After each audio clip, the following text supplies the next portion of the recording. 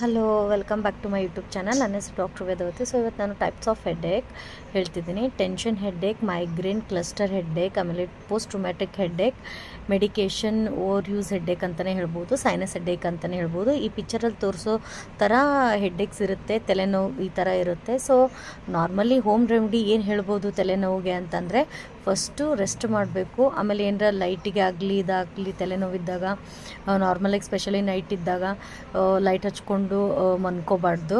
So light off ಮಾಡಿ ಸ್ವಲ್ಪ minimum ಒಂದು ಹಾಫ್ ಆನ್ ಅವರ್ 1 ಅವರ್ ಆ ಥರ ರೆಸ್ಟ್ ಮಾಡಿಬಿಟ್ರೆ ತಲೆನೋವು ಕಮ್ಮಿ ಆಗುತ್ತೆ.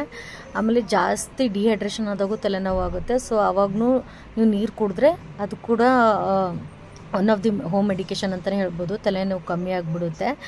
ಆಮೇಲೆ ಡೀಪ್ ಬ್ರೀದಿಂಗು ಮೆಡಿಟೇಷನ್ ಮಾಡೋದ್ರಿಂದನೂ ತಲೆನೋವು ಕಮ್ಮಿ ಆಗುತ್ತೆ. ಈ ಥರ ಮಾಡೋದ್ರಿಂದ ನಿಮ್ಮ ತಲೆನೋವು ಹೆಂಗೆ ರಿಡ್ಯೂಸ್ ಆಗುತ್ತೆ ಅಂತ ನೀವು ನೋಡ್ಬೋದು. ಇಷ್ಟ ಆಗಿರುತ್ತೆ ಈ ವಿಡಿಯೋ. Thank you.